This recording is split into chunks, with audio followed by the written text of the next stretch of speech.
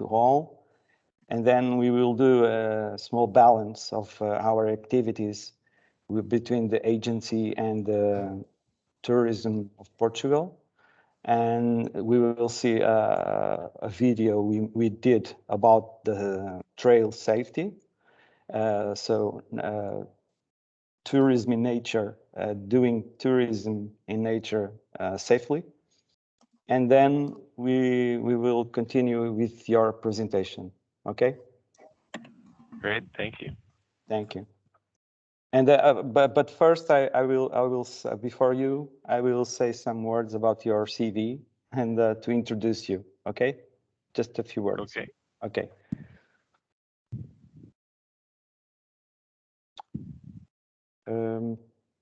Luís, creio que estamos em condições de avançar com o engenheiro Tiago Oliveira.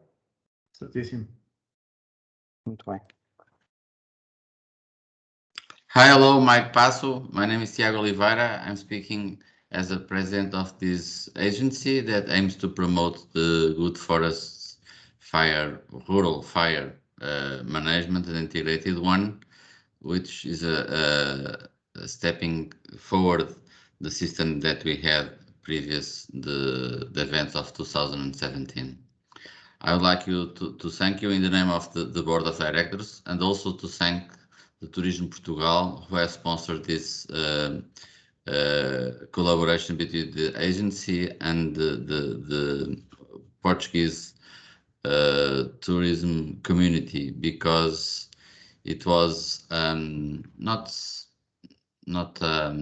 it was a shadow area, as the Civil Protection Agency was too focused on reacting and assuring that they had a suppression system in place.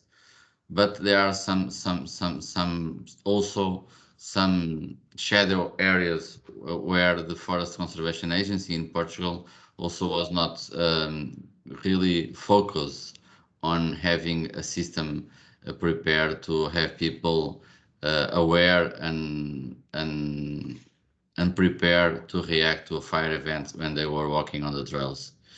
Myself, I do like to hike and do some trekkings, so I do feel, because I'm also a forest fire manager, I do feel sometimes there are some critical events, some critical situations where non-aware travelers may step in a very critical situation. So it's really quite important that all people are aware when hiking in the fire risk forests or rural area. In that sense, we do really appreciate your contribution, and also thanks to Tourism Portugal and all the other entities that are here with us, in order to be aware of the tools that are internationally available to provide better information, better awareness, better education material, and also how other communities with different stakeholders, with different institutions, they get in the tracks of the best practices in order to provide safer and healthier ecosystems and habitats, and of course people. But I think the floor is yours, or Antonio Patron, that is going to present a brief resume of your activity. And once again, I do thanks for the contribution, and also I hope that the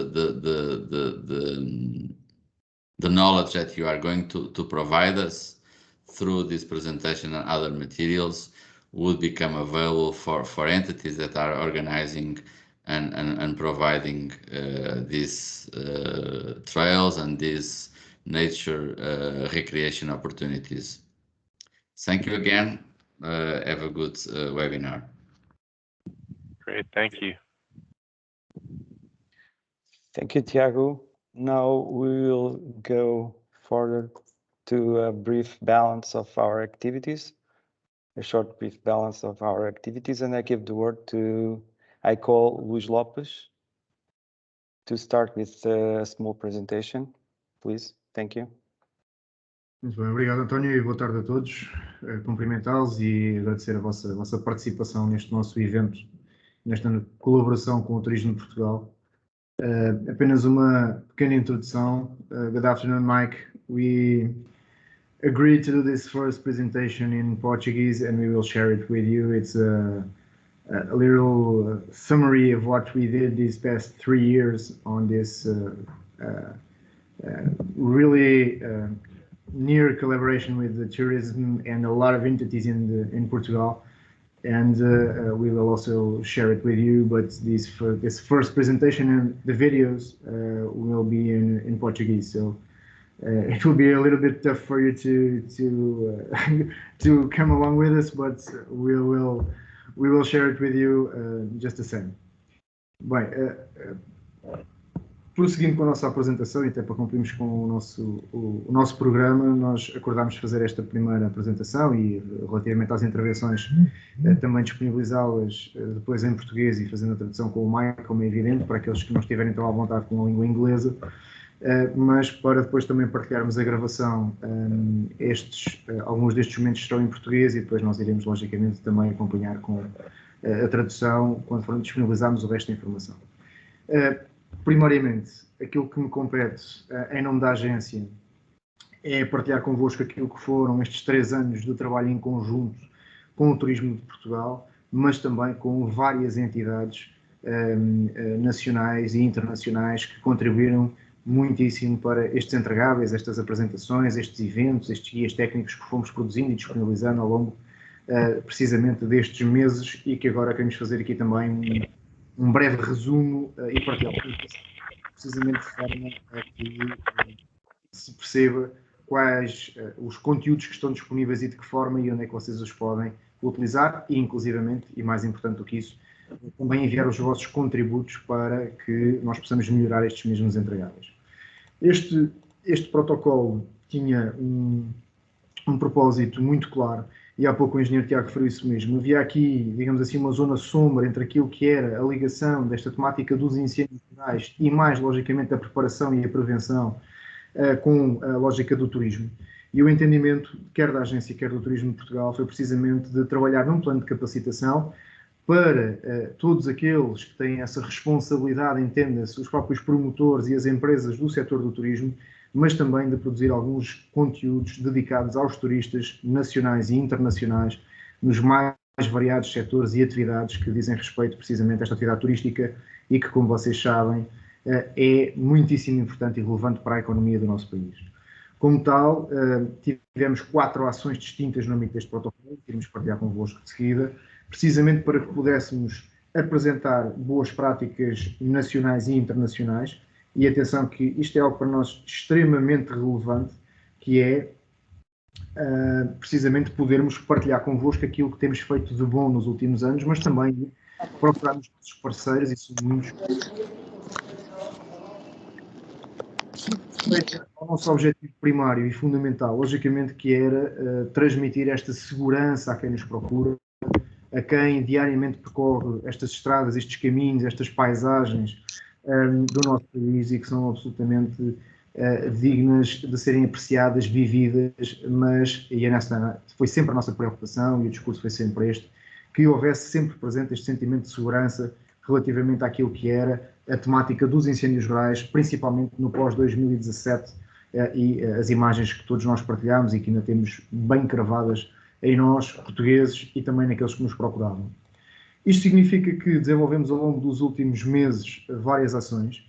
Como vos disse, havia aqui 4 eixos principais e que tinham muito a ver precisamente com esta disponibilidade para os operadores turísticos e para os próprios turistas que nos procuraram, e contámos com o contributo de diversas entidades que detêm, no fundo, esta responsabilidade de intervenção a nível nacional nas mais distintas áreas da cadeia de processos do Sistema de Gestão Integrada de Fogos Rurais, desde a preparação até ao pós-evento, e que nós quisemos também ver espelhadas precisamente neste nosso protocolo. Uma das ações foi precisamente focada nos parques de campismo, caravanismo e nos festivais de música.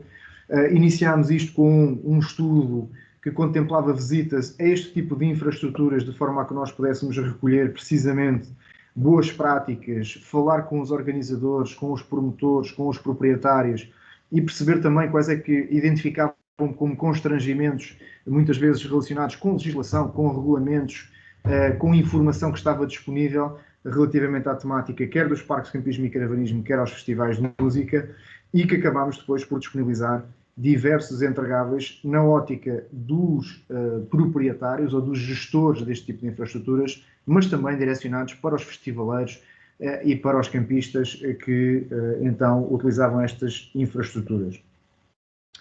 Para além disso, estes entregáveis, que nós chamamos guias com recomendações, nestas duas dimensões que acabei de vos referir, para os promotores e proprietários e também para os turistas e para os festivaleiros, eles foram disponibilizados em mais do que uma língua, por razões óbvias, e estão disponíveis quer no site da agência, quer no site do Turismo de Portugal, para fazerem o download e serem distribuídos, utilizados conforme bem entenderem, e também com a possibilidade de serem adaptados para outras circunstâncias ou necessidades. Estes são alguns exemplos, portanto, os dois de cima, neste verde mais escuro, chamar-lhe assim, direcionados precisamente para os gestores deste tipo de infraestruturas, e os de baixo direcionados, infraestruturas, entenda-se, para campismo e caravanismo, e os de baixo para os festivais de música, que infelizmente, e nós não tivéssemos essa capacidade, seria absolutamente extraordinário, não antecipámos uma pandemia, quer nós, quer o resto do mundo, mas que acabou depois por este tipo de eventos serem muitíssimo limitados, e ainda estamos todos, ou pelo menos alguns de nós, ávidos para que isto seja uma realidade e possamos desfrutar destes festivais. Uma outra ação, outro eixo de ação que desenvolvemos foi precisamente a segurança dos turistas em rotas pedestres e cicláveis, e é neste âmbito que este nosso webinar de hoje também se insere, onde foram mais uma vez desenvolvidos guias com recomendações para as empresas e para os utilizadores de rotas, em português e inglês mais uma vez, muito na lógica dos percursos pedestres, cicláveis, da exploração dos trilhos um pouco por todo o país, e tivemos o cuidado precisamente de também contar com os contributos das federações, associações e empresas para que eles espelhassem as necessidades e fossem perfeitamente adequados e ajustados a esta mesma realidade. Aqui encontram mais alguns exemplos disso mesmo, portanto, direcionados, como vos disse, para os proprietários e gestores e para depois as pessoas que utilizam este tipo de infraestruturas, com linguagem simples e com, acima de tudo, a preocupação de serem execuíveis e adequados àquilo que é o nosso território também. Para além disso, desenvolvemos ainda com as entidades, e aqui muito...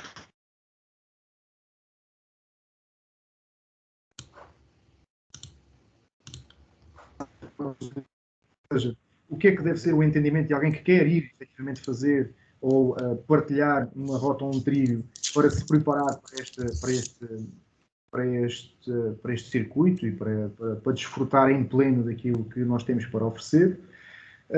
Depois, promovemos ainda ações de capacitação para os próprios operadores turísticos, ou seja, a nossa lógica foi ir ao encontro das pessoas que exploram, que gerem, que têm esta responsabilidade, de forma também a permitir que eles tivessem mais informação e que pudessem também ter essa informação disponível para melhorarem a sua prestação de serviços, por um lado, mas também para poderem informar mais e melhor quem os procura e que se sentissem mais seguros também nesta gestão do dia-a-dia, digamos assim.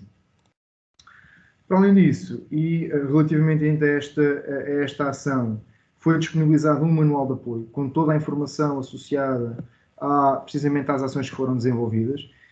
Dizer-vos ainda que toda esta formação, ou seja, as apresentações com o vídeo, com o narrador e o próprio manual, está disponível também no site da agência e no site do Turismo de Portugal. Porquê? Porque entendemos que estes conteúdos deviam ficar permanentemente disponíveis para serem geridos pelos operadores em função da sua disponibilidade e da maior ou menor rotatividade de colaboradores, que, como nós sabemos, são uma realidade neste setor devido à procura que é maior ou menor em função da época do ano, e que assim pudessem também capitalizar isto mesmo quando bem entendessem e pudessem fazer esta gestão e que não ficassem obrigados a estar numa data que não pudessem depois, efetivamente, participar nestas mesmas ações. Depois, tivemos o cuidado de disponibilizar todos estes conteúdos em outras línguas, não só no inglês, mas principalmente no inglês, ou seja, entendida como a língua universal, precisamente para garantirmos que ela estava disponível para qualquer pessoa que nos procure e também para ser disponibilizado nesse sentido. Para além dos guias que já partilhei convosco, optámos também por fazer a tradução de tudo o que diz respeito ao programa Aldeias Seguras, Pessoas Seguras, e que estivesse disponível, este sim, em várias línguas, também em alemão, francês e espanhol, aproveitando esta oportunidade para termos entregáveis de qualidade e que pudessem ser utilizados em qualquer circunstância, dado que também a componente de turismo rural e aquilo que é o nosso interior também carecia deste tipo de informação disponível noutras línguas. Como tal, e absolutamente relevante, nós entendemos que toda e qualquer informação que fosse trabalhada e produzida tivesse também disponível em mais do que uma língua para facilitar esta entrega. Além disso, foi ainda desenvolvido que nós chamamos um handbook para todas as pessoas que pretendam fazer um trilho, um caminho, pedestre ou ciclável, que tivemos ainda e em atenção o facto de ele ter também indicações relativamente à Covid-19, que, como sabem, é algo que nos preocupa à data a todos ainda, e que nós tivemos o cuidado também de integrar e de validar este mesmo conteúdo com as entidades responsáveis pela gestão de saúde pública em Portugal. E, para além disso, relativamente a este handbook, que tem este formato, portanto, Portugal chama Caminho em Segurança, e como vocês já perceberam, esta questão, a palavra segurança é transversal a praticamente todos os conteúdos, e esta foi, sem dúvida alguma, a mensagem que nós quisemos transmitir, era que todos estes conteúdos apelavam precisamente a uma preparação consciente daquilo que é a atividade turística em Portugal, nomeadamente no turismo de natureza, mas também que apelasse precisamente à consciência e à responsabilidade de todos aqueles que procuram estes mesmos espaços. Desenvolvemos ainda esta conferência que hoje partilhamos convosco, ou seja, quisemos ir buscar, uma vez que já desenvolvemos vários eventos com oradores das nossas entidades e com as vossas experiências também, que estão aqui connosco, de partilharmos um momento mais externo e também percebemos quais são as boas práticas que existem do outro lado do oceano, dado que também têm colaborado connosco noutras ações.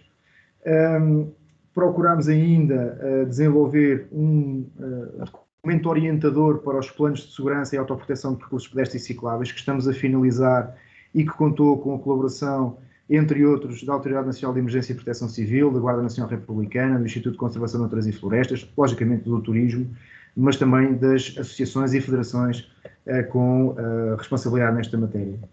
Para além disso, e hoje faz parte do nosso programa, para além destes entregáveis, entendemos que era útil e pertinente termos alguns vídeos que ilustrassem precisamente quer estes procedimentos, quer também traduzissem claramente a nossa oferta, ou seja, aquilo que são as nossas paisagens e aquilo que nos distingue do resto do mundo, e com esse objetivo e com a máxima e a premissa da segurança, disponibilizarmos alguma informação que, quanto a nós, facilita também a passagem da informação. E nos dias de hoje, como sabemos, esta questão das redes sociais, da imagem e da mensagem que nós temos para transmitir, muitas vezes em 30 segundos, tem que ser trabalhado também desta forma, e entendemos ajustar ou adequar estes mesmos conteúdos para que ficassem disponíveis. No que respeita ainda àquele estudo que partilhámos e que foi construído em 2018, fizemos, digamos assim, um revisitar das conclusões. Promovemos mais webinars sobre prevenção de incêndios em parques de campismo e caravanismo, que contou com 2 edições, dada a procura que houve, e felizmente que assim é. Dizer-vos também que estes eventos estão disponíveis para visualização posterior, por quem não teve essa possibilidade, ou para alguém que queira relembrar tudo aquilo que foi colocado, nomeadamente as vossas próprias dúvidas e questões às entidades que participaram. E ainda, no que diz respeito a esta questão das rotas pedestres e cicláveis, isto já em 2021, mais uma ação de formação sobre incêndios e turismo em territórios rurais, focado na autoproteção e segurança, e este guia técnico que a curto prazo estará também disponível, que no fundo pretende facilitar a elaboração destes planos para quem tem a responsabilidade de gerir estes mesmos percursos pedestres e cicláveis. Conseguimos ainda, através da implementação deste mesmo guia, projetar já para um trilho existente aqui na região centro do país, ou seja, testámos também este guia para termos a garantia que ele efetivamente dava resposta às nossas necessidades, e quando digo nossas, de quem tem que gerir este tipo de infraestruturas, sejam empresas ou municípios, para que tivessem aqui um exemplo prático da adequação daquilo que estava no plano e também para que percebessem que, apesar da tecnicidade deste assunto e do desenvolvimento que ele obrigatoriamente terá que ter, a sua aplicação é relativamente simples e fácil de concretizar. No que respeita aos conteúdos de comunicação, e para concluir, como vos disse há pouco, todos estes conteúdos foram e estão a ser, neste caso no manual de apoio à formação, traduzidos para inglês também, e este, digamos assim, é o último entregável que falta assegurar esta mesma tradução, para que todos os conteúdos fiquem disponíveis, pelo menos em inglês, e outros, como já partilhei convosco, em mais línguas. Concluindo, dizendo-vos apenas o seguinte, e logicamente que entendemos que é importante reforçar tudo aquilo que está disponível para a vossa utilização. Quando digo vossa, todas as entidades presentes e que nos têm dado também a honra este caminho e estas ações, dando nota que estamos inteiramente disponíveis para, logicamente, continuar a partilhar estes conteúdos convosco, receber os vossos contributos e garantirmos precisamente que Portugal continua a ser, e estamos convencidos que assim é, um destino seguro para quem cá vive e para quem nos procura a todo momento. Portanto, agradecer mais uma vez a vossa atenção e da parte da agência, e especificamente minha, que também fiz parte desta equipa que colaborou diretamente com o turismo, agradecer mais uma vez os vossos contributos, e estou certo que durante o debate teremos mais momentos disponíveis para podermos trocar mais algumas impressões e receber precisamente estas vossas ideias. Obrigado mais uma vez. António, força. Muito obrigado, Luís. Acho que ficou aqui uma bela perspectiva e retrospectiva de todo o trabalho que foi feito, no fundo, em colaboração com todos nós. E vamos então agora passar à visualização de um curto vídeo que foi realizado no âmbito deste projeto, antes de passarmos a palavra ao Mike. Mike, just before giving you the word, just a visualization of a short video.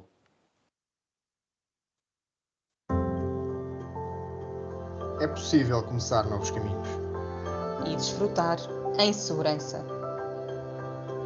É possível planear onde queremos chegar. E sermos surpreendidos tranquilamente.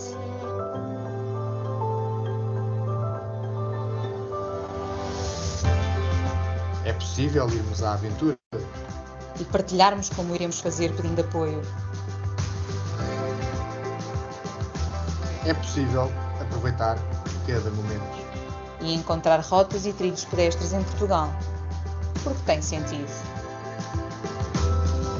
Portugal chama por si, por todos.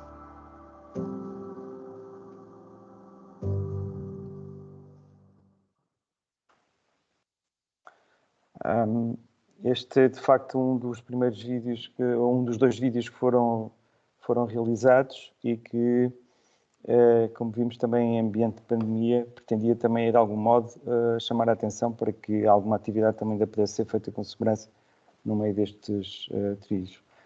So, Mike, after this video, we will start with your presentation.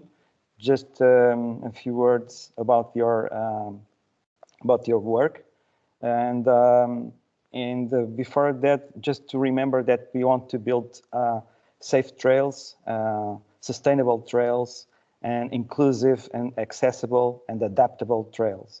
So this is a major overall goal of our work, and of course working together through collaboration, education, and communication. And Mike Passo is the Executive Director of American Trails and also served as Executive Director of the Professional Trail Builders Association. He has a Bachelor of Science in Recreation Resource Management and 3 years coursework in landscape architecture and civil engineering. And he have a great interest in creations of accessible outdoors environment that does not ruin the characteristics and the value of that environment. So the sustainability and accessibility of the trails. So thank you once again to be with us. And I will give you the word to start your presentation. And good luck. Great. Thank you so much, Antonio. And thank you all for inviting me to speak with you today. As Antonio said, my name's Mike Passo. I'm the Executive Director of American Trails.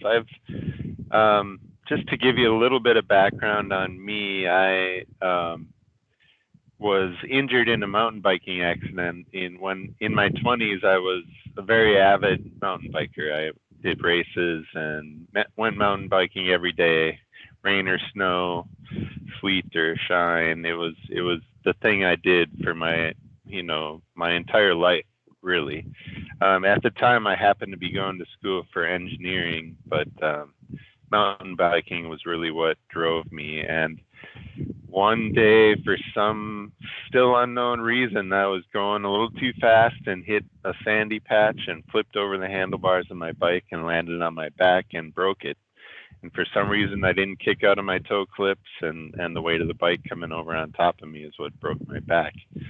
And that was a kind of a seminal moment for me.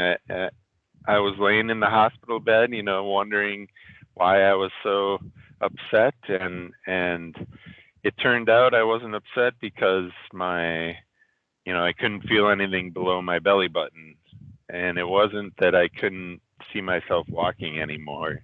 It was that I wasn't sure how I was going to mountain bike again, or how I was going to ski again. These things that are really core to your being. And that's when I had a bit of an epiphany that recreation is very core to people's lives. It's who they are.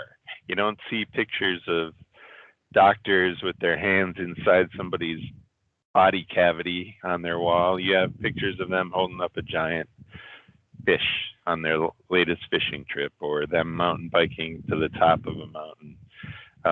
And I think that really hit home to me in that I stopped it was probably a good idea anyway. I wasn't doing very good in engineering, so I decided to go into recreation at that point, and really try to pursue my passion. And I started out in doing accessibility assessments of trails for universal design, which takes in the elements of design that allow for all user types, no matter what their disability, what their age, what their gender, who they are. It tries to make everything as accessible as possible. And in the process of learning how to do that, I also was learning about trails and how to build trails and how to maintain trails that are more accessible. And the more I talked to builders and maintainers of trails, the more I realized a universally designed trail is almost identical to a sustainably designed trail.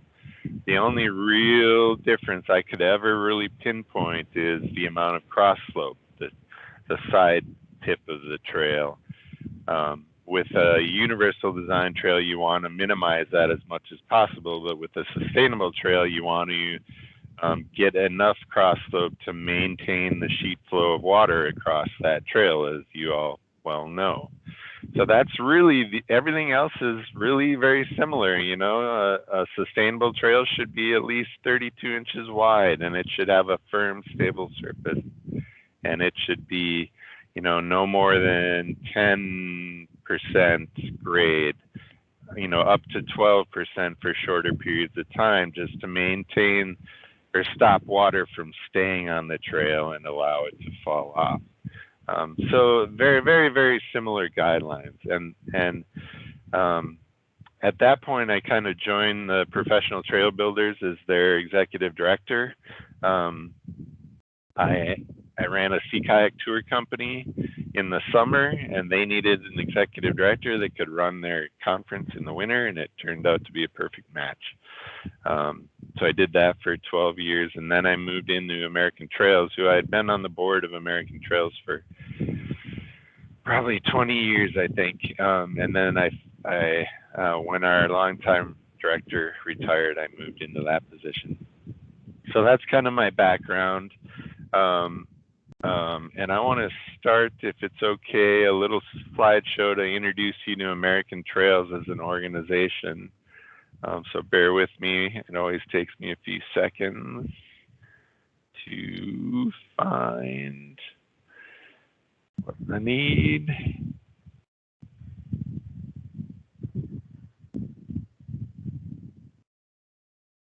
Okay, does everybody see that okay? Just perfect. Just perfect. Great, thank you. I can no longer see the pictures of everybody, so feel free to yell at me if something goes wrong or something's not working.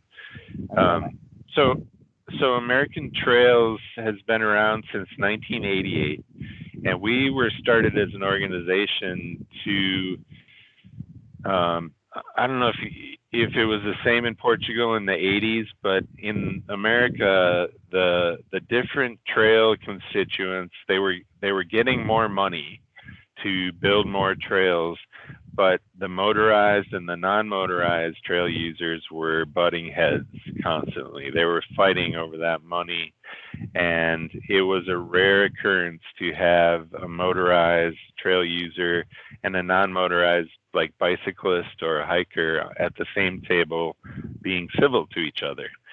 And so American Trails was established at that time to bridge the gap between the trail user types so that we didn't have different messages at different times.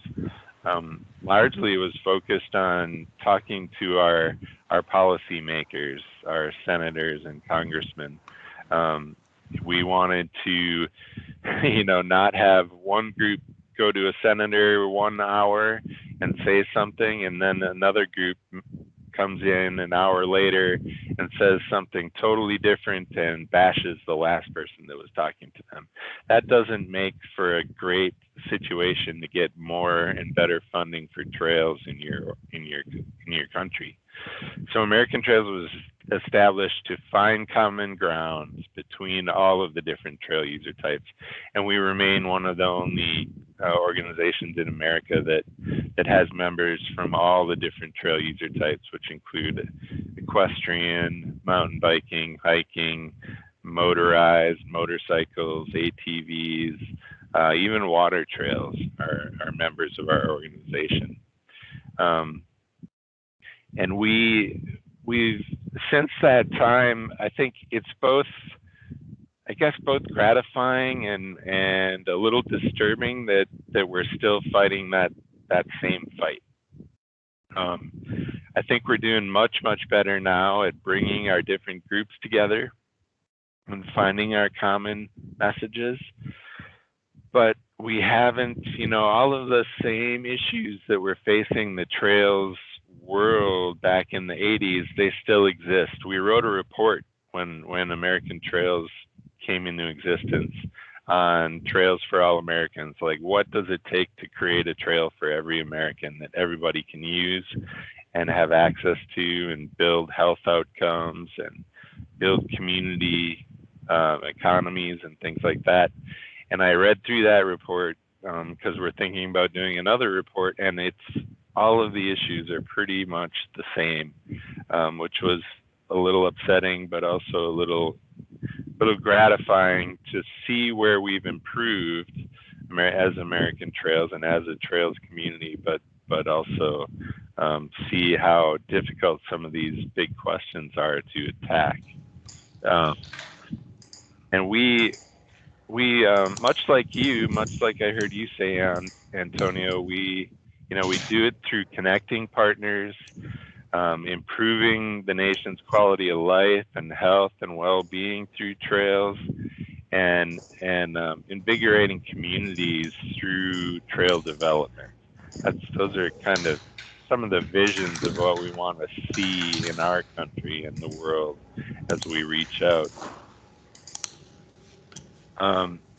We recently did a lot of analysis of our organization after 30 years of being in existence, and we came up with some core values that we appreciate. And I'm not going to go through them all, but these core values are what kind of drive our strategic plan moving forward. We currently, in terms of size, we're actually still a pretty small organization compared to like the IMBAs of the world. The International Mountain Bike Association, you know, has 160,000 members or whatever. But we maintain a fairly small membership. We correspond with around, I think we're over 26,000 people on our newsletter, and we have, this is, I think my most favorite part is we have 30 nonprofit partners and all of the federal agencies that are actively engaged in what we're doing. And I think that's what's driven our success. We haven't focused on the kind of the generic trail hiker, but more on the professional, on how we serve the professional of the trails industry. And I think that's where these nonprofit partners and federal agency partners come into play. Our website is fairly well used. I think this is an old number, 1.5 million. I think we're over 2 million visitation a year. Most of those are searching the resource library, which I'm going to show you later on in the presentation. As I mentioned, we did a strategic planning process, and we came up with 6 areas that are kind of our key pillars or our key focuses for our strategy moving forward. We want to act as more of a trail community leader.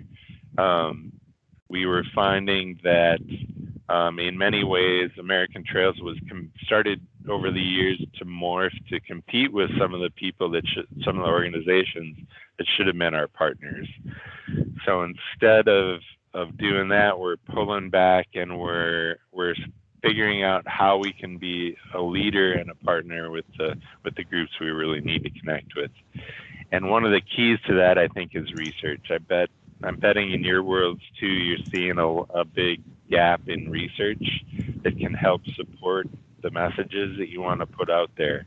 I was doing some research, obviously, coming into this session on safety and wildfire mitigation through trails, and there's some out there which I'll show you, but there isn't a ton. And I think, especially in the safety realm, there's a lot of research that could be done, and we could do it very collaboratively. Like American Trails would love to work with your organization on finding the funding that can get the research done to make what you're doing hit the road well.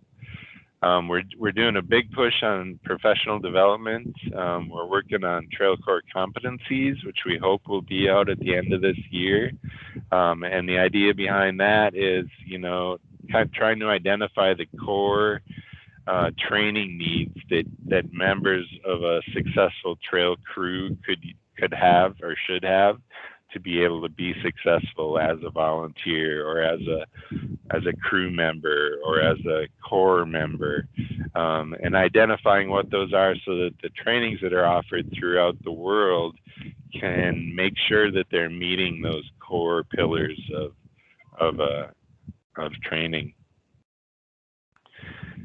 And the other 3 are, we really want to work on our branding and messaging, just because I think that's where your ultimate success comes in. You're not successful unless you can develop the messaging that resonates in people's heads and stays there. Until that happens, you're not going to be remembered as an entity. And your messaging to key legislators or even the public, unless it's frankly catchy and sticks with your head, it's not going to be effective, and therefore you're not going to be effective. And we really want to do a push in our our nation on advocacy and policy to really build the pools of money that can advocate for trails. And the other side of the flip side of that, so advocacy and policy builds it on the federal and state side in terms of, you know, public funding. But then there's also the funding that can be developed through a trail fund. And we're looking to work with a multitude of partners on developing a trail fund that we hope will be international and that organizations can apply to get funding to develop trail maintenance programs, to do training, and those types of things. So looking forward, we're going to take our strategy and try and implement it, you know, judiciously. I guess I'll say that. We can't move too fast. We've been burned in the past by that, and I'm the worst at it, to be honest. So I'm almost talking mostly to myself because I just want to have these core competencies done. I feel like we have a great list. Let's just put them out there, but it doesn't work that way. And I'm starting to realize that I need to hold my horses a little bit in terms of some of those. So looking forward, we're really focusing on building a trail fund. We're going to continue our organization of the International Trail Symposium and Training Institute. And I really want to kind of highlight this one because I think we've called our event the International Trail Symposium in the past, but I don't think we've lived up to our name. And we don't want to compete with the World Trails Network. We want to be a good partner and sister organization to their efforts. However, we do want to be more inviting and really make the International Trail Symposium an international an event and training opportunity that can serve the international community better. It's obviously in the past it's been very USA and North America focused, and we're looking to broaden that out. And I invite you to help us do that. Where a good example is we put off our next symposium till spring of 2023. However, we invited the president of Costa Rica to come and speak, and he's agreed to do so, which is exciting for us. And we're going to have a partnership with the World Trails Network Hub of the Americas to really bring in some rich international content, and we're looking for more. So if you are interested, we would love your input, your guidance, and your participation. We'd love anybody that wants to be on the planning committee. It's open, and we'll be starting that up in January of 2022. And then, like I mentioned, we're going to build those training opportunities through core competencies, and then moving that out into what we're going to build a trailstraining.org platform so that it's a shared community of practice platform that isn't owned by American Trails. It's supported by a whole broad partnership of organizations. And we're going to do these things through those 4 key pillars that I talked about: the need for research and data, communication and partnership building, resources and funding, and advocacy and policy development. So I know that your group in particular is very focused on resources for risk management and safety, as well as wildfires. So I wanted to, and I'll be quite honest with you, I'm not an expert in either of those areas, but I do feel like American Trails can be a really great partner in your efforts. And number one, in linking you to other groups that are doing similar things in other parts of the world. There's some great work being done in America around this. Our American Trails is based in California, and unfortunately, I think that means we know wildfire. And we've had some close brushes, like fires within a mile of our office, and I'm going to go through a little bit of those, but I wanted to take you on a little bit of a run through of our resource library, and I'm hoping this works all right. Please pay no attention to the crazy number of tabs I have open. It's a little embarrassing, but that's unfortunately how I work at these days. So our resource library, this is actually, maybe I'll go to our homepage so you'll see what you would see if you come to American Trails. The resource library is unfortunately a little hidden up here. It's up in the top. You can also find it down here in these larger circles. And if you click on it, our goal here, and we're currently in the process of completely revamping this and making it a more user-friendly opportunity.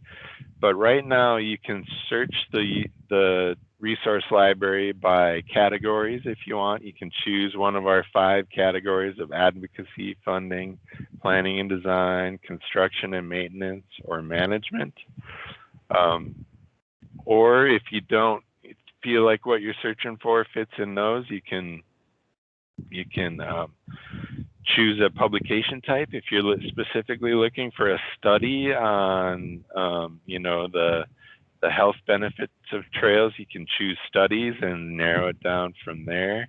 Or you can choose the trail user type. If you want to get information about hiking trails or long distance trails or motorized trails or rails with trails, you can kind of zero it in that way. Then we have a few special collections as well. These are, topics that have come up that we find they're hard to zero in on because they maybe span multiple groupings. But for this instance, I think I'll choose, let's try and zero in on maybe safety and risk management. So we would choose the management category. And it'll automatically give you a set of recommended resources. These are the ones that we've kind of curated as in the management category as a general rule. They provide the best information.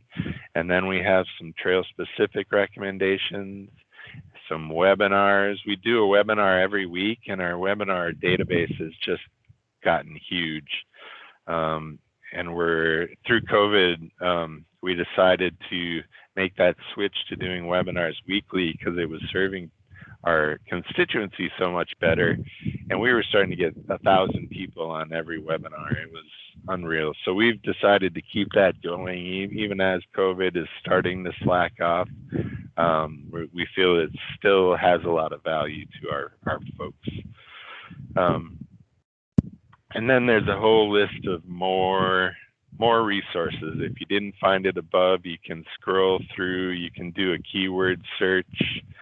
So if I wanted to, find a subject here, let's go over to the left side. There's subjects that you can choose. So you can scroll through these, and there's one that says safety, and I don't see any for risk management. So we might need to do a keyword search on risk management. But right now, and this is what I was talking about in the need for research, I feel like if we choose safety, we should get more than one thing, and it shouldn't be more than just horse related.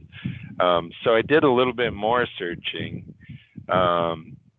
And you could do, again, all of this. You could go back or clear the filter of safety and do that keyword search here for risk management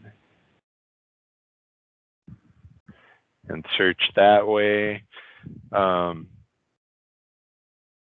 And then here we get a much better set of information. And I chose this one.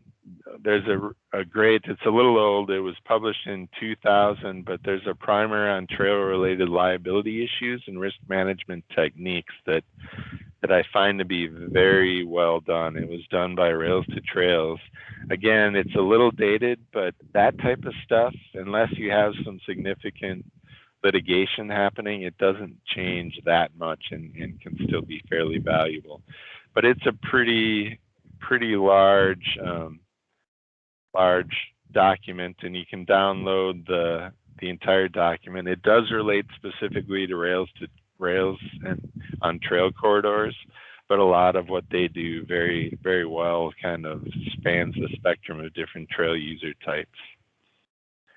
So that is our resource library. The other thing that I think might be of interest for you folks is our business directory, and you can again browse by category if you'd like.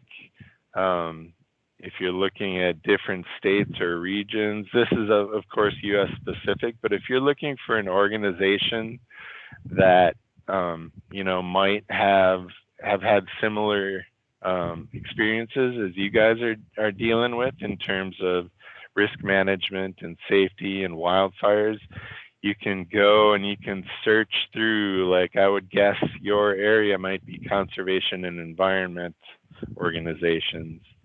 And you can, do again a keyword search if you're looking for wildfires and see if anybody comes up. And it looks like nobody comes up for wildfires.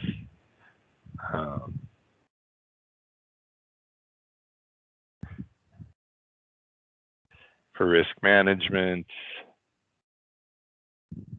oops, I didn't remove my filter. Well, I think you get the picture. You can try and find or search for different organizations, and right now I think we're at over 3,000 different organizations and businesses that might be of use.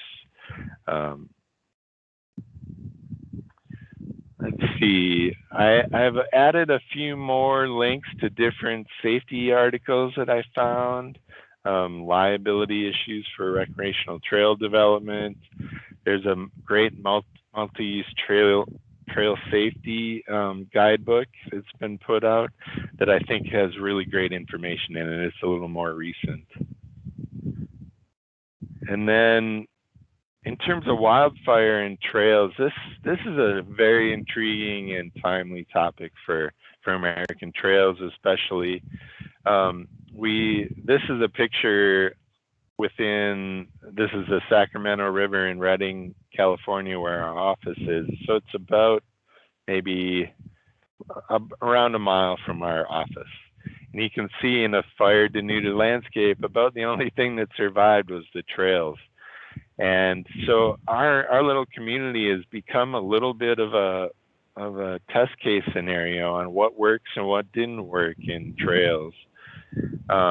And there's a great article on our website called In the Path of Fire, and the link is right here. And it's kind of goes through what the lessons learned in Redding, California have been. And it's a really interesting read. And we're just north of the Paradise Fire, which killed many, many people a couple of years ago, back in 2019, I think. And there's a great story. We're real good friends with one of the people that lives in Paradise, and there were about 30 families that were saved because they were on a dead-end cul-de-sac in their community, and the fire came through and cut off their exit.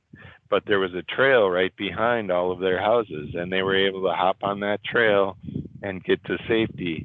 And the only reason that they could, they have attested to it on American Trails webinars and other things that the trails saved their lives. And I think,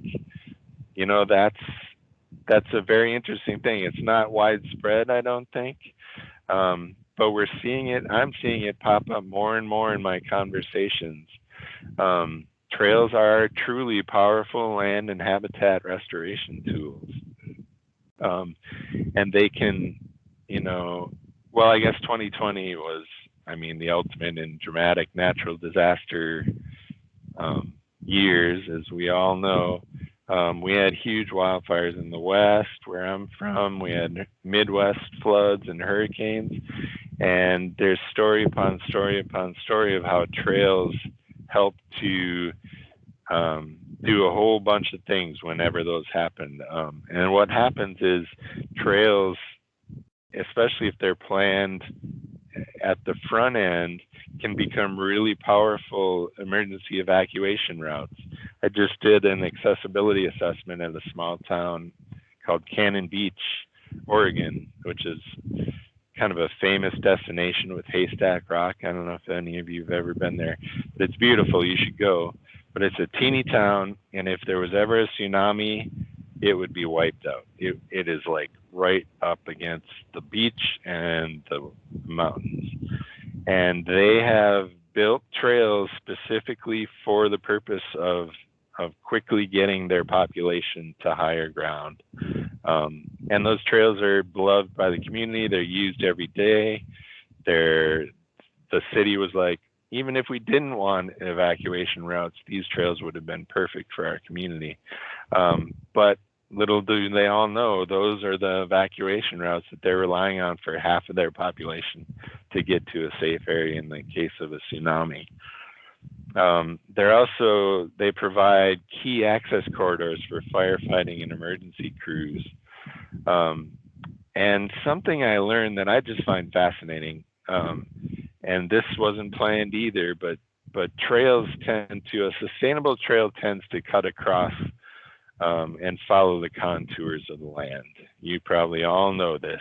That's what a sustainable trail is. You don't want a trail that goes straight up the side of a hill. It should follow the contours. But you also need, for a sustainable trail, you want to have sheet flow for the water to come down the steep part of the side slope and cross the trail without getting on the trail and staying on the trail. It crosses the trail in a sheet and falls off the other side. But what that does is it essentially slows that water down enough to become almost a check dam. So when the landscape has been denuded from fire and there's no roots holding the sedimentation flowing off the water, the picture that we're looking at here is a perfect check dam to stop that sedimentation from just rushing into the Sacramento River. And so, trails, when they're built well, they provide those key ways to, number one, focus impact on those sensitive areas that are denuded, but also stop that sediment flow from happening. And the more of them there are, the better that landscape will survive, the next big rain right after a fire event. So we've started putting sections on our website that talk about this more. We put it in all our reports when we manage the recreational trails program, and we put it in our reports that this is an almost unintended, amazing benefit of trails across the spectrum. All right, I think that's the end of my formal presentation. I would be happy to answer any questions you might have or stick around. I have put a link to American Trails at the bottom, and I can definitely send this slide presentation to you all. I'll send it to Antonio right after we're done here, and you can feel free to share it as much as you want, or again, feel free to partner with American Trails at any point that we can. If there are ways we can help you find resources or answer questions that your community is coming up with, we would be excited to do so. So thank you very much. Thank you very much, Mike. Great presentation, great topics, and I hope we can use it for a very rich discussion now with all the participants in this webinar. So if you allow me just to make in bold some of the words you used, research. It's important. The research is very important. To be collaborative is important. So we are talking about long-term values, and the communication also very important. We are talking about sustainability of the trail, and how that is related with the maintenance and the use. And we also see in your presentation that is not so, we don't have so much research on this kind of issues about wildfire and the impact and all related with that.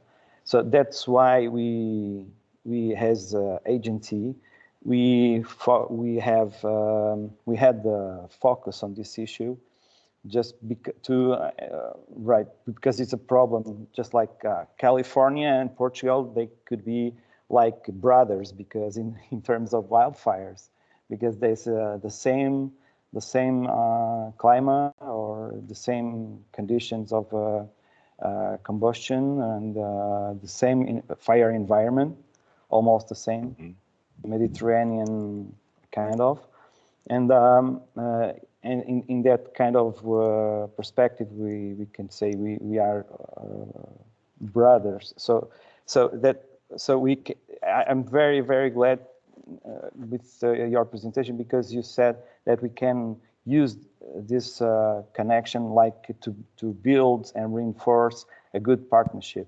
So in that sense, I think we have a good way to start good collaboration.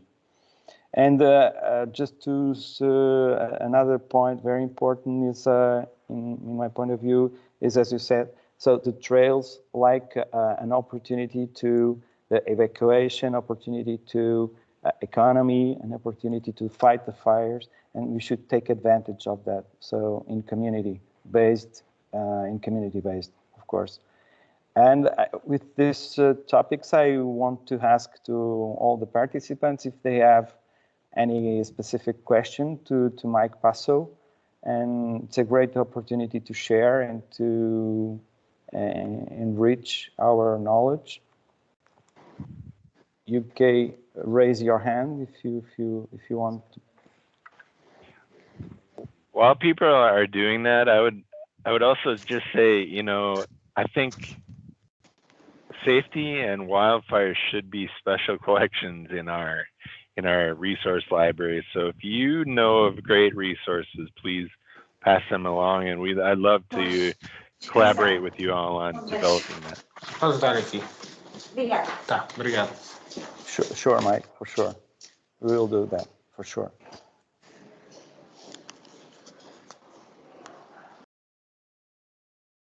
Any question, please? Can you raise your hand or go forward?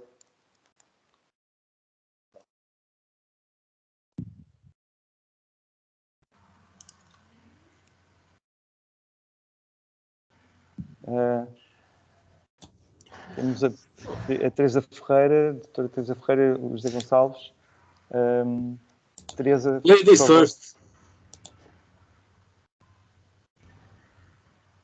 Teresa, por favor. Olá, hello, Mike. Thank you for your Teresa. presentation.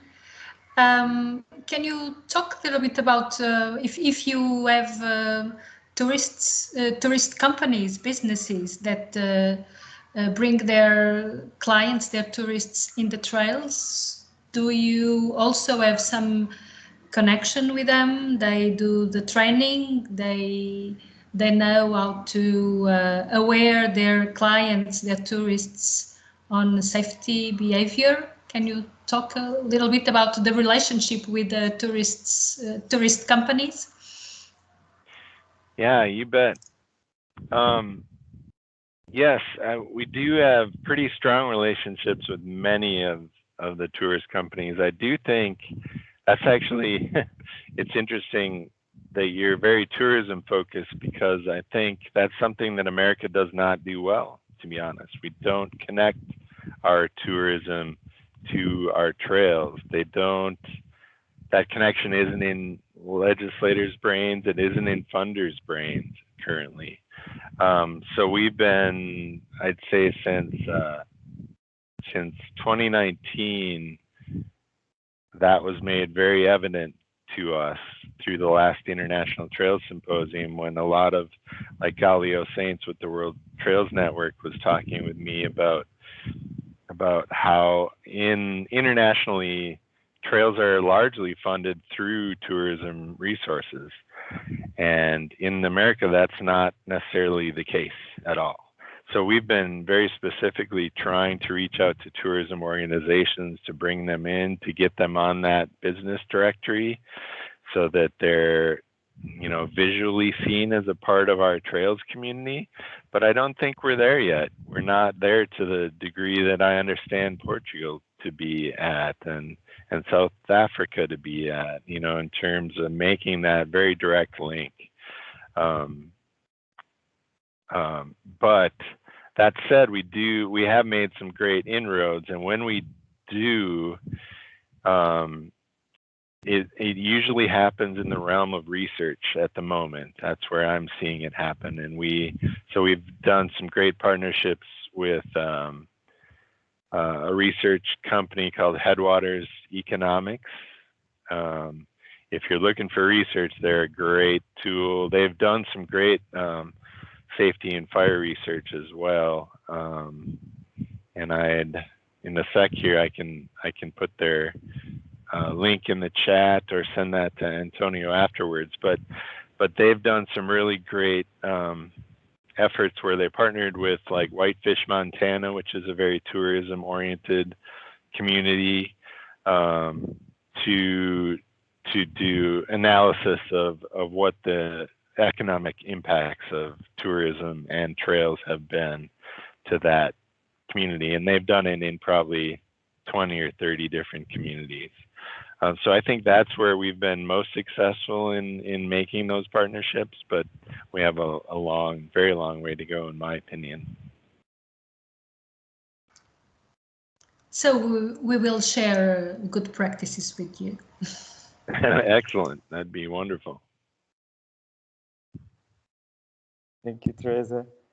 I think we had José Gonçalves, certo.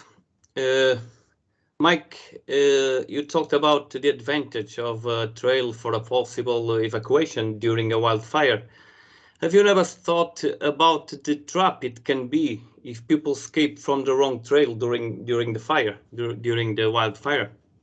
It happened here in Portugal.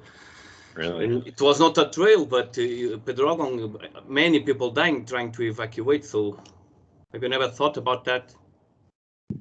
By getting lost in the trail, essentially? Is that what you're... Or escaping for the... people don't know where the fire will go or how fast he is going. So they can use a trail that is the wrong one.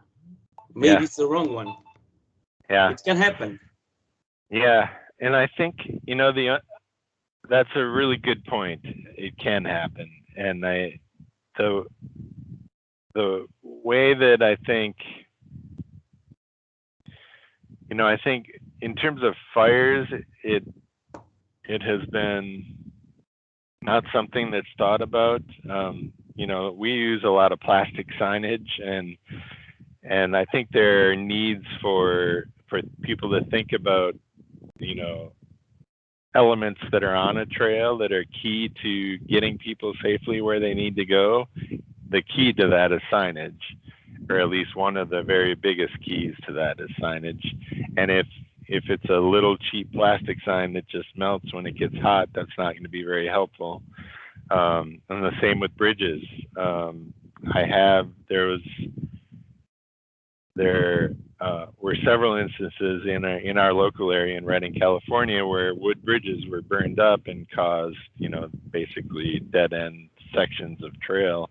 And if that were to happen during evacuation, that obviously would be terrible. So the manager at Redding, California has decided that all future signage and bridges are going to be made with, sorry, I'm trying to remember the term. There's been some research done on fiber reinforced protrusions, I think, bridges that are very fire retardant and can survive fires really well compared to even aluminum bridges. Aluminum bridges just kind of melt. But it's a newer technology. Well, in the same way, people can get trapped there also. It's the same. True. Yeah. Yeah, it's very true.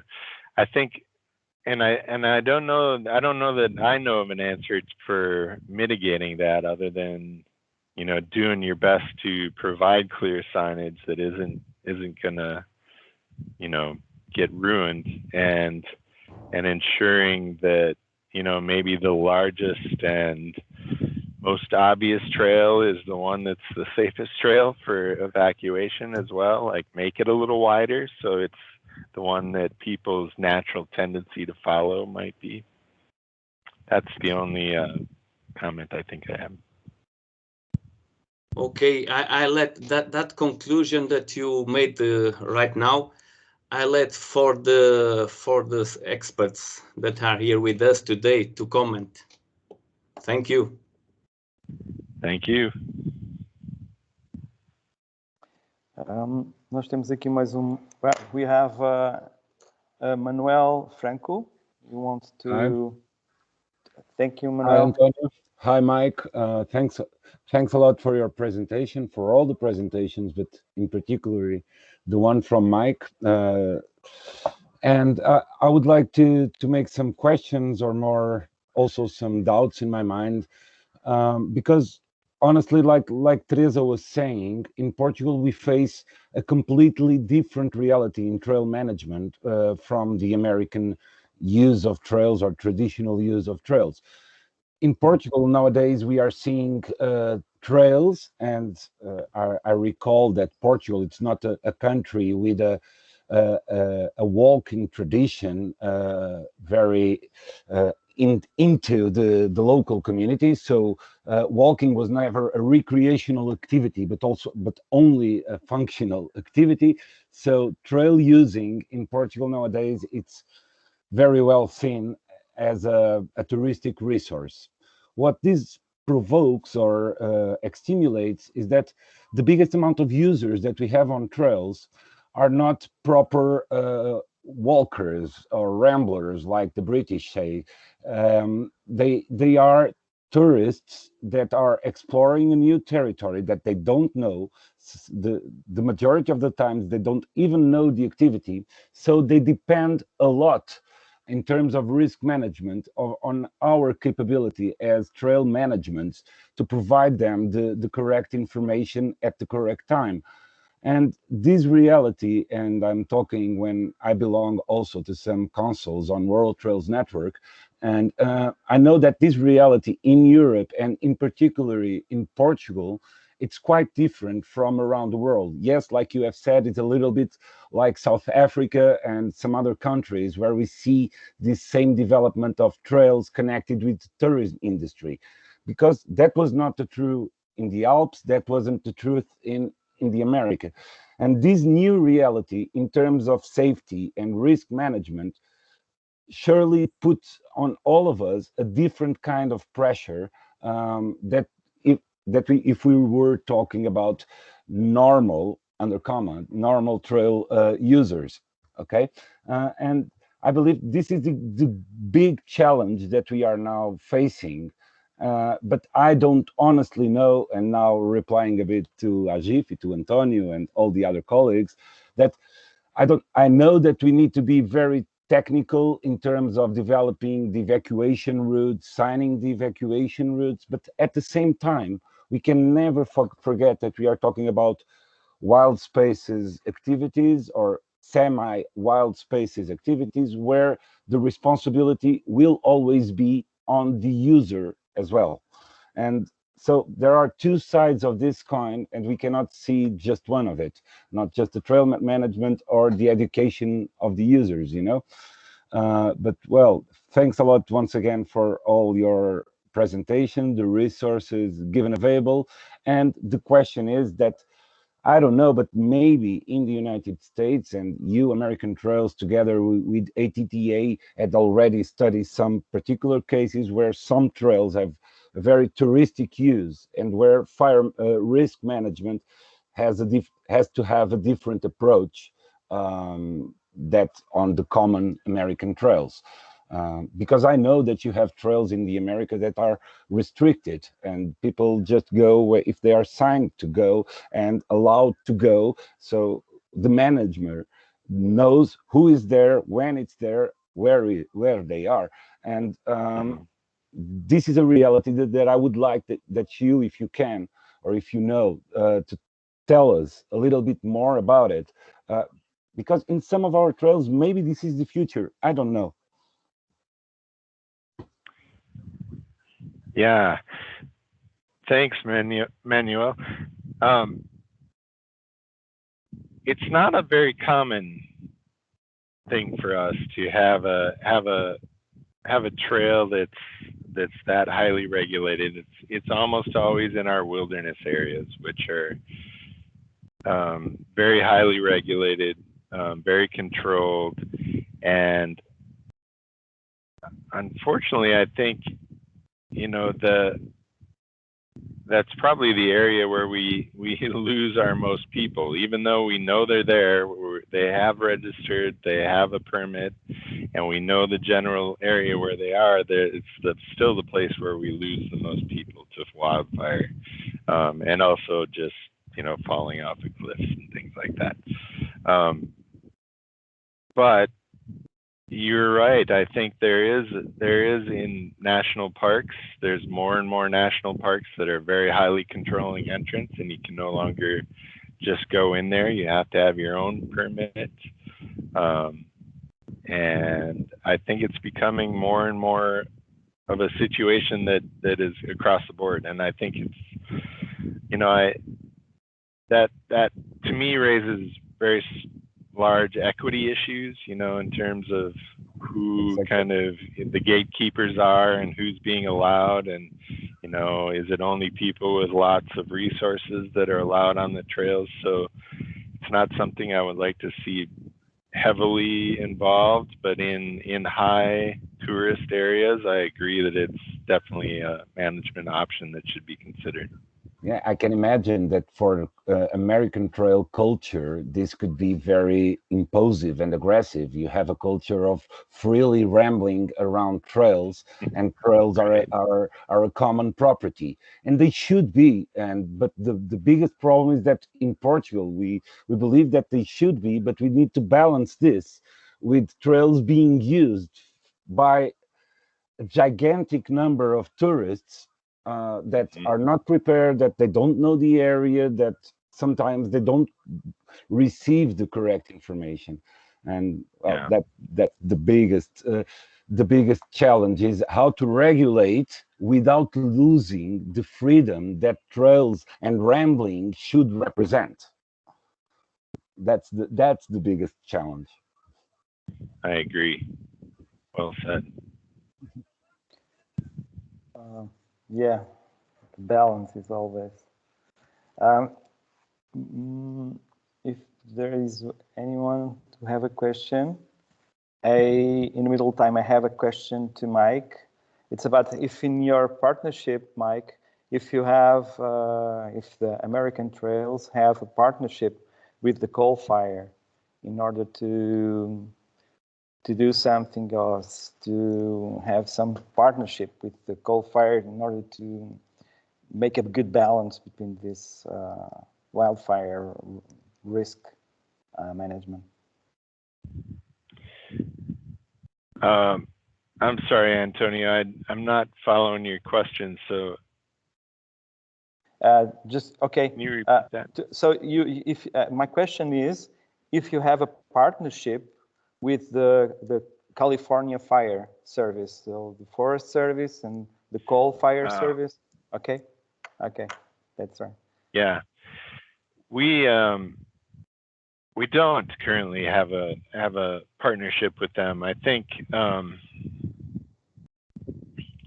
part of the reason I think is we're a national organization that doesn't get quite to that granular level, and there are only 5 of us in the office, so it's hard to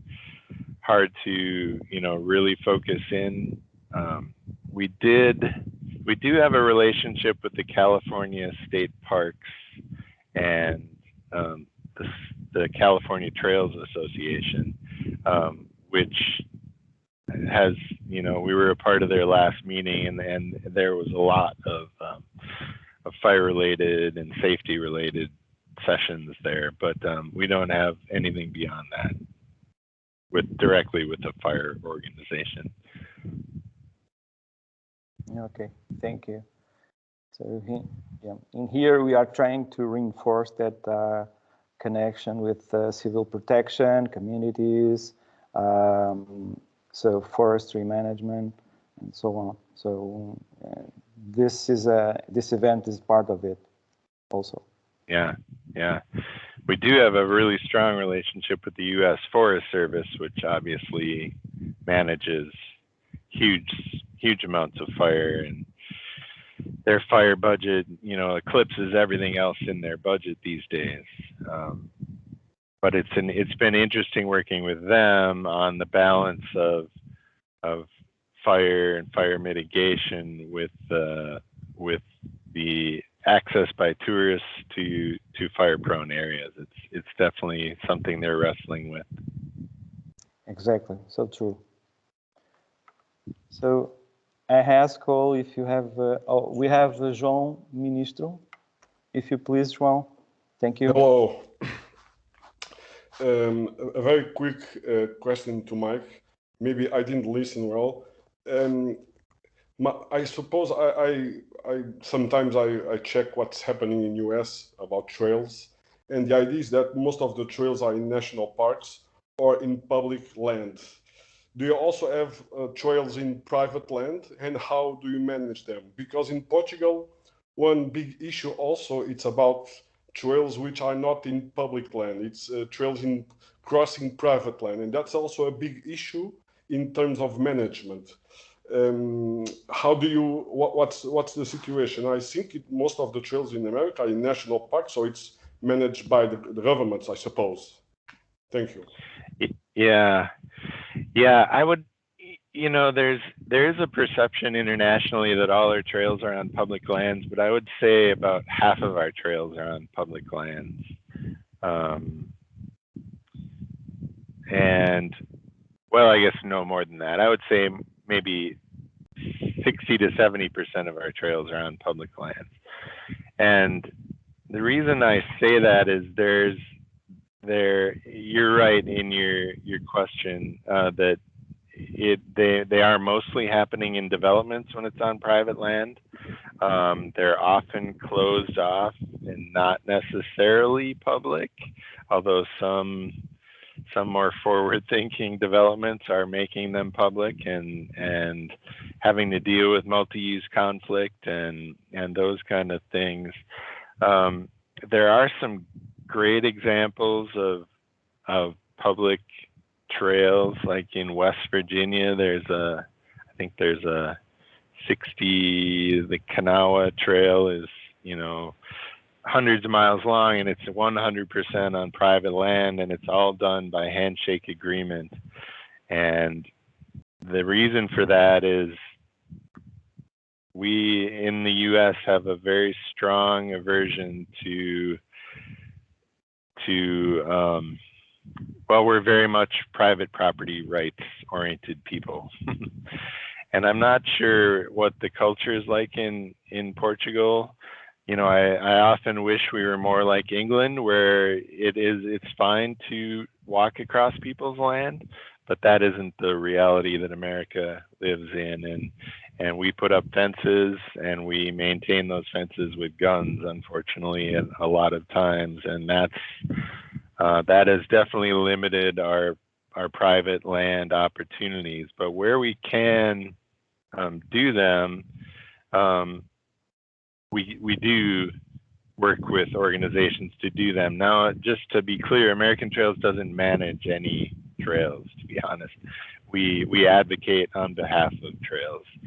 So we don't know the granular details of agreements on a trail by trail basis, but there are some great examples of successful private land use.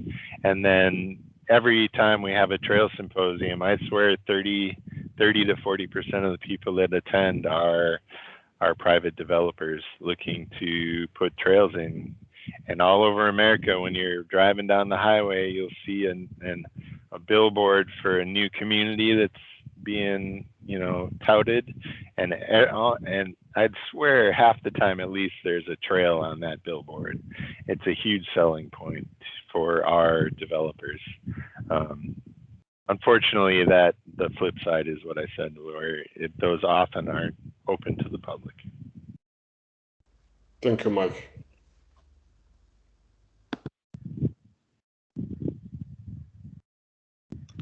Okay. We have now Luis Peter. You want to make a question? Hi, Mike. Thank you for your presentation. I have one short question.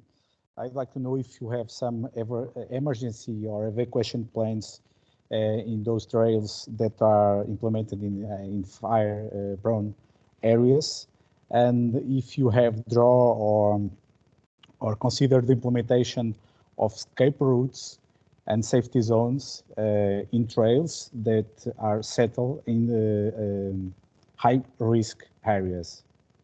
Thank you. So can I just clarify, Louise, with you? Did you say a cable area? So like cabling off high-risk areas? Is that? No. In high-risk fire areas. Fire-prone areas, if you consider, you already had considered in the trails that pass through these high fire risk areas, and where the fire can catch easily the people, if you had considered the implementation of escape routes and of obviously safety zones to avoid that the people be catched by the fire and could wait to the fire passage. Yeah. I think I understand your question now. So there are closures. Is that what you mean by cable? Is like closing off a trail due to high fire risk?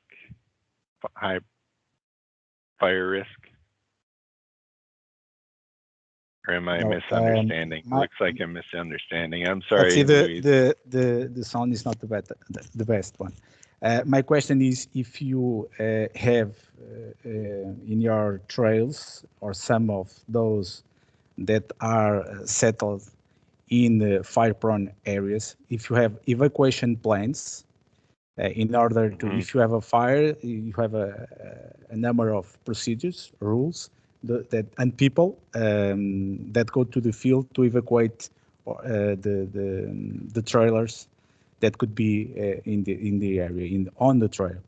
And the second part of the question is if you already had considered the construction of safety zones and safety escape routes in trails that are settled in fire-prone areas with a high risk. Mm-hmm. Great. Now I understand you. Sorry about that, Louis. So the best example I know of, I feel certain that there are many evacuation plans in fire-prone areas, and even crews. Like I think you were asking about crews that go out when fires are in the area to kind of do a sweep and get everybody to the right area. The Forest Service is, the United States Forest Service is one of the best of those that I've seen. And I think a lot of communities model their evacuation plans and systems on that. And I don't have that right at my fingertips, but I'd be happy to connect you with the resources on the U.S. Forest Service website that I feel are pretty robust and give some idea of best practices, and I think they're pretty well shared across our communities, I guess. And the Park Service has their own version, if I can remember correctly. That if I can find that, I'll send that along as well. But they're, they have enough staff to actually do that sweep. So the parks are good examples of where that can happen effectively. And the Forest Service doesn't have enough staff to do effective sweeps of the area they cover. So they take a little bit different approach in terms of, how they would distribute their personnel, because of the balance of number of people to the size of property. So I took a note down to try and find some of that information, and I'll send that to Antonio. Does that work, since I have your email, and hopefully you can pass it on? Okay, thank you, Mike. Thank you, Mike. We have just more few minutes, and now we have Soraya Imperial. Please, Soraya, can you put your question? Hi, thank you, Mike, for your presentation. So my question is very simple. I know that American Trails does not directly manage any trails, but if you are aware of any trail that uses drone and UAV vigilance programs, so I mean, not just the vigilance provided by emergency services, but if the trail managers themselves use those kinds of methods to protect the trail walkers. And that's all. Was that UAV vigilance program? Yeah, that's what I asked. Okay, what's UAV stand for? I'm unfamiliar with those terms, so I'm not going to be very helpful in your question, I'm afraid. But I'm not sure if that's the name in Portuguese. I'm sorry if that's what I said. But basically, it's being used in drones or other flying non-manned Oh, yes. I think UAV is the Portuguese acronym. I'm sorry. No, thank you. Thanks for clarifying that. There's I have heard murmurings of this. We just had a drones and trails presentation that was focused on, it was a webinar just a few months ago that was focused on how they use drones with using LiDAR technology to design and build trails. However, they also mentioned, and it was kind of just in passing, that they can map using LiDAR more effectively for their fire crews to know the terrain better than, know exactly what terrain they're going to be heading out into before they head out into it. So LiDAR technology is, you probably all know this, but it takes away the vegetation cover and just shows you the ground. And so it's very clear where the trails are using that technology. And it's very helpful, I guess, in planning for fire retention.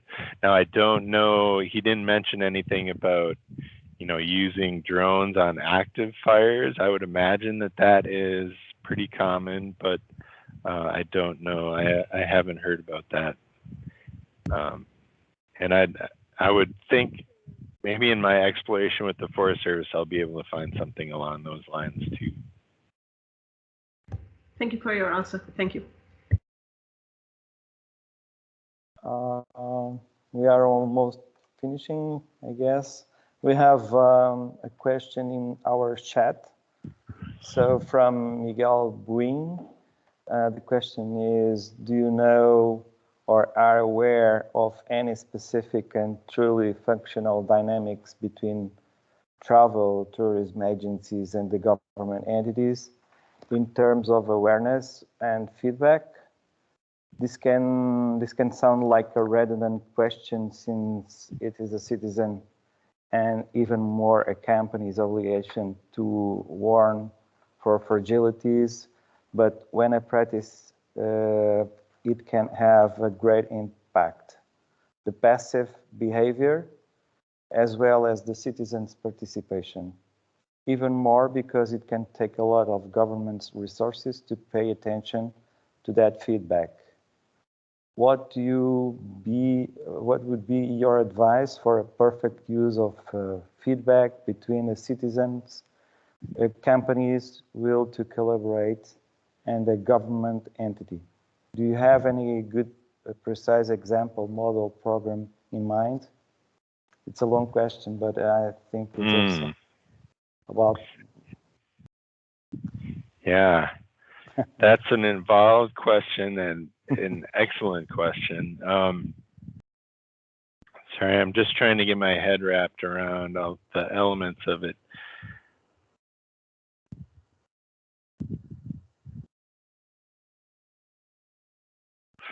Yeah, I do feel like we have some really good examples of, you know, it sounds like what you're asking about is really engaging citizens and organizations in a community in the development of trails, and also, I assume, also based on this group, kind of the safety impact of trails and the wildfire mitigation impact. I think I would have to, you know, mainly in terms of safety, he said, okay, that makes sense. I think I'd have to do some research to fully answer this question, because there are, you know, there are great examples. I think Atlanta, the Beltline Trail really comes to mind, but that's a very urban environment that's, you know, deals with very urban safety issues. And I don't think, correct me if I'm wrong, but are you all sound a little more focused on kind of the more touristy backcountry kind of situations? Am I correct, Antonio or Miguel? That's right. But I think it's how to take advantage between this to the potential of the relationship between the communities and the governments. And,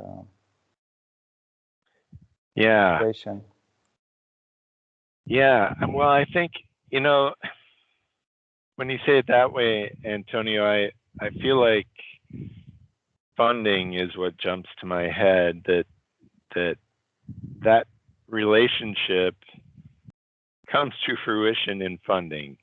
And if, you know, for a government to be truly invested in the safety and the creation of a trail system, they need to put a little skin in the game. They need to put some money on the table. And until that happens, I don't think there's often real robust collaboration. And, you know, I can think of a multitude of examples where the government, the city or the county or the state, you know, really did invest. And the result of that was not only, you know, economic and health benefits for the community, but you know, a safer community, a more fully engaged community, that people, you know, and the government, you know, when they're putting the money into the program, they hold the forums and they listen to the people to make sure the money is well spent. And if, you know, if it's just a situation where the community has to bring in all the resources to make it happen, the government just never is engaged. Oh, I see. It says more urban related. Here at Sintra, we are a protected area that mixes with urban area. Okay. Miguel, I'm gonna copy your question, I think, and try and give it more thought and more research to come up with the specific examples. Hopefully that's okay. Okay, thank you, Mike. So there is any more questions, or it's a long conversation already and very productive. I'm sorry, very good conversation. And yeah, the question of the balance and the question of the signing and evacuation routes and the way we build the trails, all of that is on the table, right? And we are trying to do our best in order to have the good balance between everything, all the issues.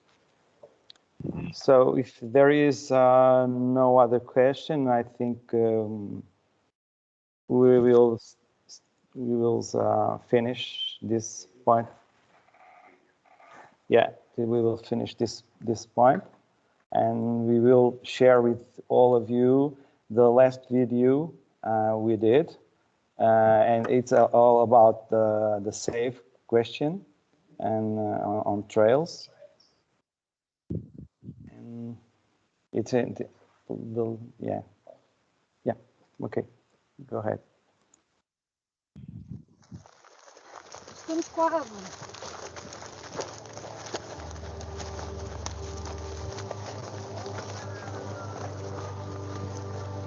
Venham, é por aqui.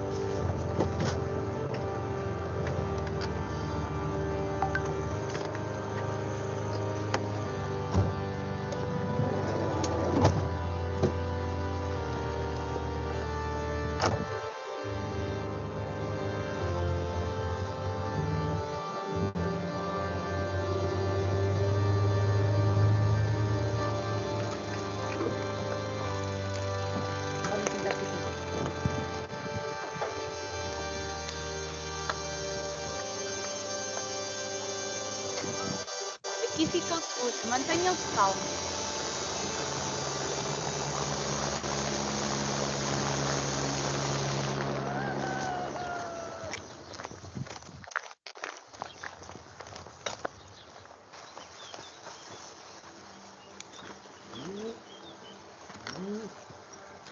Acho que está tudo. Podemos ir. Há um lugar à tua espera.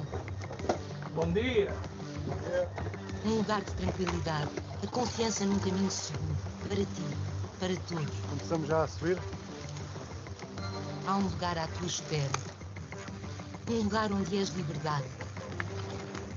Liberdade de ser, explorar, desfrutar, de viver a natureza em segurança. Olha o veado! Viste? Há um lugar à tua espera. Um lugar onde serás à chegada mais do que aquilo que foste à partida. Pelos trilhos viverás experiências que te tornam mais forte. E a segurança será uma presença constante. Acho que perdemos o trilho. Não encontro o meu telemóvel.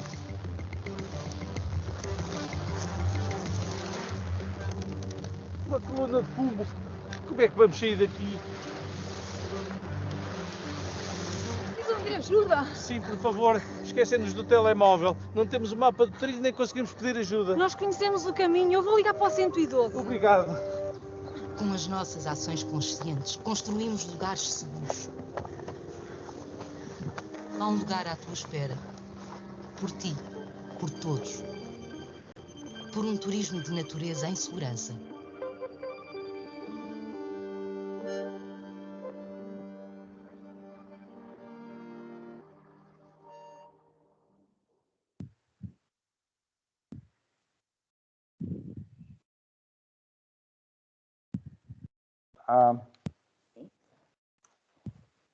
we saw this video in first hand. Was an inauguration, and with this video we tried to remember that all the details are important, and to be prepared and to be safe when we do this kind of activities in the woods. So hope you enjoy, and we will finish this webinar. Thank you, Mike, for your support. We will send you, of course, all of this, and we will share with all, including in our websites. And great. I was going to ask if you'd share that video. Is that publicly available? Yeah, sure. We will, yeah, publicly available. Was one of the products of this protocol, of this collaboration, and we are trying to implement more seriously this kind of issue on the ground. And we have the safety villages already, so there in our small communities, our small villages on the woods, on rural sites.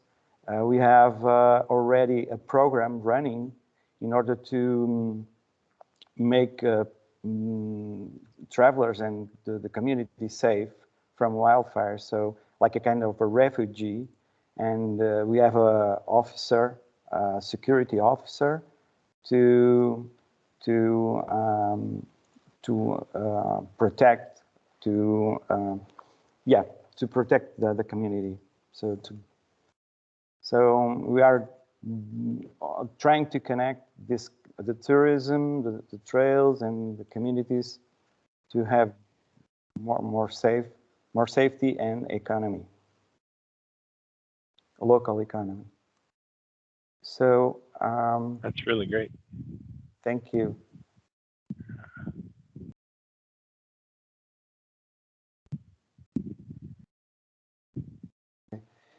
We just need 2 or 3 seconds, because to end this web conference, we hope the president of the Portuguese tourism will give us the final words, the final remarks, and Teresa from Tourism of Portugal is just checking the availability of the president. Teresa Ferreira? Sim. Okay. Sim, o nosso presidente está a tentar, ele estava numa outra iniciativa. De qualquer forma, eu enfim, também não queria deixar de registar aqui, porque estamos a concluir um caminho de 2 anos, praticamente, de colaboração com a AGIF, onde creio que tanto para vós como para nós foi um caminho novo que trilhamos de articulação de uma área que é muito relevante para o turismo de Portugal, o que é o turismo natureza e toda a nossa oferta de passeios pedestres e cicláveis, enfim, em que era preciso, enfim, robustecer esta dimensão da segurança, não só na ótica da gestão e da própria concepção dos traçados, mas depois também na fruição desses mesmos traçados, com a capacitação das empresas, que já são muitas empresas turísticas que têm o seu foco de atuação neste produto turístico e trabalham o mercado internacional, bem como a capacitação dos gestores das rotas, que são de diversa natureza. E, portanto, este caminho permitiu-nos aqui juntar estas 2 dimensões, até porque não há, enfim, não há uma fruição turística em segurança se não acautelarmos nomeadamente esta dimensão específica da prevenção de incêndios e da autossegurança, e foi, enfim, todo um processo que aprendemos com a AGIF nestas iniciativas que desenvolvemos. E temos aqui o nosso presidente, e eu passo-lhe a palavra, Luís. Estava aqui a reforçar que foi um caminho conjunto de aprendizagem, nós, do lado do Turismo Portugal, a aproximar-nos desta dimensão da segurança e da prevenção de incêndios, que tem que estar na nossa lista de preocupações na preparação do produto turístico, e também do lado da AGIF, que se aproximou às empresas, ao gestor dos traçados, e, portanto, foi aqui uma colaboração win-win. Mas passo-lhe a palavra. Muito bem. Obrigado, Teresa, por este pré-aquecimento. A Teresa é como se fosse a primeira parte do concerto, eu sou a segunda, mas vou ser muito breve, e se for o caso, ainda lhe devolvo a palavra a si. Bem, eu, antes de mais nada, peço imensa desculpa, porque queria estar em toda a sessão, mas infelizmente não consigo, e tive que sair de outra reunião para entrar nesta. Em primeiro lugar, agradecer, obviamente, à AGIF pelo convite para estar aqui e, como dizia a Teresa, por esta parceria que temos desde 2018. Parceria muito virtuosa, acredito eu. A questão de termos um plano de capacitação do setor do turismo em situações de risco de incêndio, fruto da nossa experiência passada, mas também com o objetivo de prevenir situações futuras, eu acho que é extremamente positivo na ótica de coordenação de esforços e coordenação de vontades para este setor que se quer muito mais resiliente. O ano de 2020 trouxe-nos desafios acrescidos e por vezes os desafios acrescidos fazem-nos desviar um pouco da nossa rota. Do nosso caminho, ou pelo menos daquilo que queremos para o futuro. Eu diria que a grande vantagem do setor do turismo é que desde 2017 temos uma estratégia muito clara, uma estratégia focada nas pessoas, com a sustentabilidade económica, social e ambiental no centro desta estratégia. E aquilo que nós hoje estamos aqui a fazer, e esta parceria, é um bocadinho o contributo das duas partes, de cada uma das partes, e principalmente das empresas, para tornarmos este setor mais sustentável, mas muito mais resiliente. Como eu dizia, 2020 trouxe-nos desafios, mas não nos pode de maneira nenhuma desviar do nosso caminho, porque era um caminho certo. Aliás, nós queremos reforçar algumas componentes, daí termos lançado muito recentemente o plano Reativar o Turismo e Preparar o Futuro, em que estão incluídas inúmeras medidas com foco nesta questão, nesta componente da sustentabilidade e de fornecer a melhor experiência. São 6,1 mil milhões de euros de apoio, mas principalmente o plano mais sustentável 2020-2023, que pretende acelerar esta sustentabilidade nos próximos 3 anos. Eu acredito que aquilo que nos distinguiu enquanto destino turístico nos últimos anos, e é preciso reconhecer que fomos o melhor, somos o 12º destino turístico mais competitivo do mundo, mas somos o primeiro do mundo a nível de infraestrutura turística, e isto quem o diz é o World Economic Forum. E isto, sermos o primeiro do mundo a nível de infraestrutura turística, é muito graças às empresas, aos hoteleiros, à restauração, ao alojamento local, à animação turística, mas é também graças a cada pessoa, a cada um dos 400 mil colaboradores que fazem o setor do turismo. Portanto, eu acho que este plano de turismo mais sustentável, que aliás enquadra estas ações também com a AGIF, tem um papel essencial nos próximos tempos e precisa de ser reforçado. Portanto, eu deixo aqui um desafio, que este trabalho em parceria não acaba agora, tenho a certeza que não vai acabar. Esta sensibilização e capacitação do setor do turismo para um tema tão importante, sobretudo para as empresas que operam em áreas rurais, tem que ser reforçado. Mas acho que há alguns desafios que têm que ser ultrapassados e temos hoje as ferramentas para fazê-lo. A tecnologia é a nossa melhor amiga. Hoje estamos muito mais bem preparados do que estávamos há uns anos atrás, temos muito mais dados, muito mais conhecimento do que fazer, e acho que este também é o momento de dar um passo em frente e avançar com projetos como o desenvolvimento da ferramenta tecnológica de alerta, que aliás algumas regiões já tentaram implementar, a monitorização de turistas que fazem percursos pedestres ou cicláveis é algo que nós queremos muito. Sabemos que precisamos de envolver outros parceiros, mas tenho a certeza que, em conjunto, este tipo de projetos pode e é certamente uma mais-valia para o nosso país. Portanto, fico-me por aqui. Mais uma vez peço desculpa pelo atraso.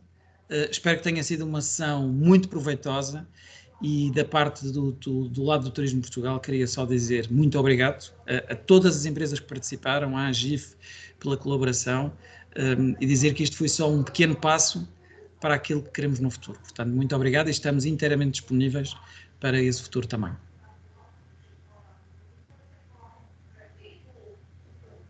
Sr. Presidente, muito obrigado pelas suas palavras e por todo o contexto que aqui referiu.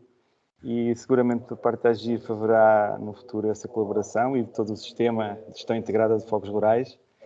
E eu também farei o devido enquadramento a posterior com o nosso convidado de honra, o Mike Passo, que fez aqui uma brilhante apresentação e com quem vamos... Sorry about my English. I hope you understood everything. I understood perfectly. Sorry about my Portuguese. No problem. And thank you so much, Mike. Thank you. Seguramente nós vamos também, já aqui ficou definido, reforçar esta parceria também através do American Trails com outras entidades nos Estados Unidos e, portanto, também partilha de conhecimento. E é com alguma pena que temos que nos despedir, não é? Temos que fechar este capítulo, mas vamos entrar agora aqui numa época também difícil, não é? Por a questão de risco de incêndio rural, e julgo que estou certo, e agora falo também em nome pessoal, de todo o trabalho que esta equipa fez em conjunto, e antes de dar a palavra final ao Luís Lopes para fazer aqui o fez também, por parte da AGIF, dizer que foi uma honra muito grande e também que estou certo que vai dar frutos em termos da preparação que conseguimos introduzir ao sistema, em termos de mitigação de danos, não é? E de preservação de vidas e de bens. E animais. Luís Lopes, dava-te então a palavra para finalizar, se fizeres favor. Sr. Presidente, muito obrigado.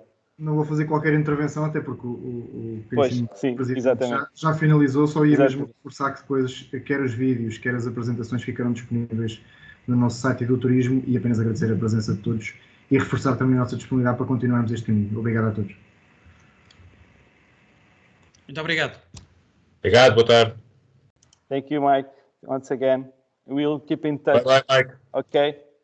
We'll keep in Bye, touch, and thank you I'll all. send you more details about this. Okay. Thank Great. you. Thank you so much, Mike. Thank you so much.